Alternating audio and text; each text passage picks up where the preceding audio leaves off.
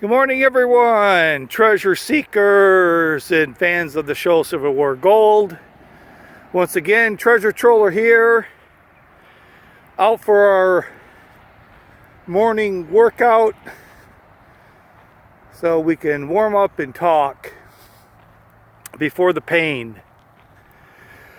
So we're going to talk about, once again, I'm a little bit late. We're going to talk about last week's episode. Episode 4, I believe. Talked a little bit about the railroad and the railroad theory and the lack of a real kind of how that's just not much of a theory considering the railroads were already built.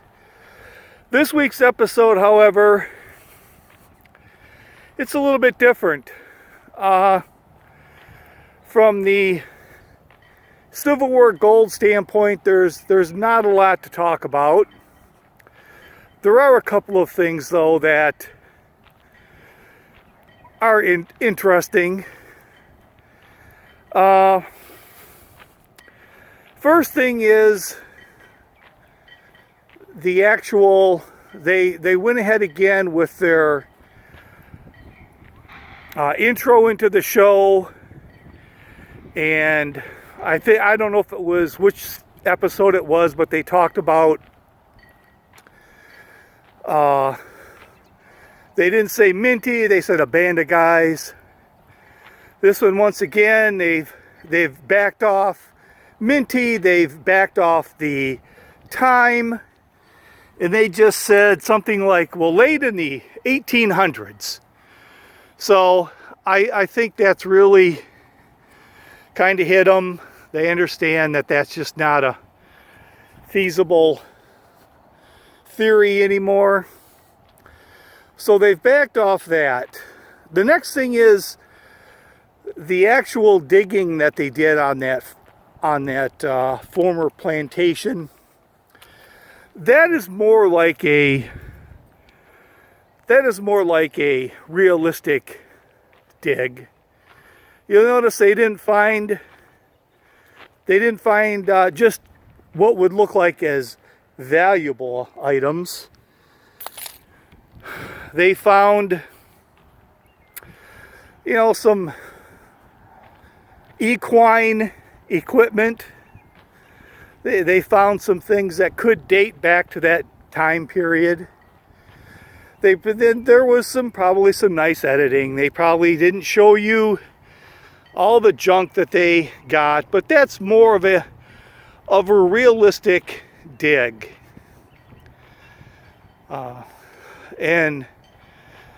Those are some items that I would enjoy finding. I would rather find items that link to that period, not necessarily just a silver coin. But that's just me. The next thing was, once again, something that wasn't talked about, and it just kind of piqued my curiosity a bit, was the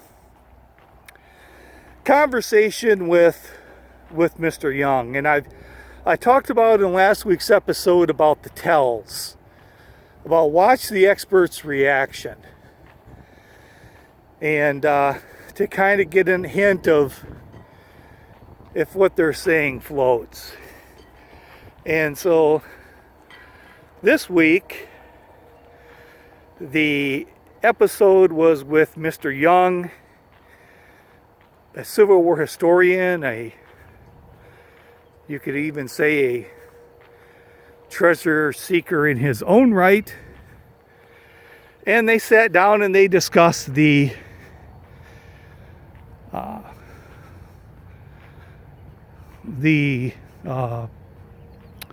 spilling of the gold hoard, or the bank hoard along the plantation there. And that one was actually documented, and I think that was her name, Chenault. They were actually, I guess you could say, arrested and detained in Washington for further questioning. So, I mean, if waterboarding was a form of torture back then, it could have happened. I'm just saying. But then they were later released. But it has been documented. But I guess what I wanted to really bring up was the fact that during their talk with this guy, all these other experts, they've brought up their theory and they've looked for information. But you'll notice they never discussed any of their theory with this guy.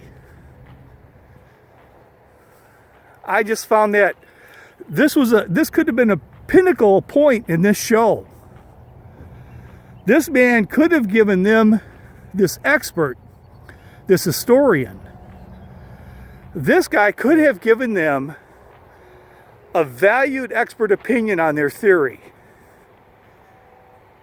And it was never even brought up, or it wasn't put on the show. So I'm just saying, I'm just thinking that could have been a real turning point in the show. Another possible turning point in the show is, now they've gone off the Minty Hackley gold track and they've jumped the tracks and gone onto a different gold finding search. So it could very well be possible that this is where the show is going to be heading. The search for Civil War gold from multiple different theories. They're not going to find anything in Lake Michigan. So either the show ends, or they play a four-corner stall and keep digging into more theories about it, or they go bug other people with their theories. And then it becomes a big Civil War gold dig all over the country. So that's the other direction. I did contact the Muskegon Department of Public Works, asked them about tunnels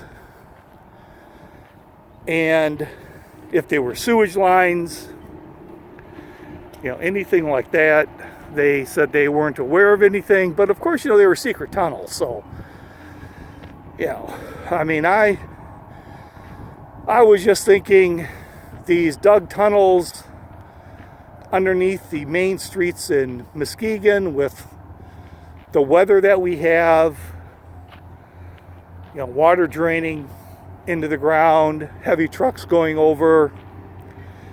Hey, we might have ran over one and they might have found something. But anyways, there's no real confirmation from the city of Muskegon that there were any tunnels. But then again, tunnels are irrelevant to the fact that there's gold, right? I mean, the gold's at the bottom of Lake Michigan. Does it matter if it went across the street in a tunnel? It doesn't add any further proof to the theory. I guess it makes for interesting television. But that's about it. No expert validation this last week. You actually saw a more realistic dig site. That's, of course, if they didn't throw a few things in there. But very close to what you normally find. And they backed off on the date, so that's another thing. We got the tells, and you can also kind of look into how they're getting away from the date line. They're getting away from the date line. They're getting away from the alleged accomplices. The gold came up sometime in the late 1800s. The gold was dumped sometime in the late 1800s. That's all you're going to get out of them now. So, a little bit of reality is setting in. And before I end, I got a new subscriber. That's right.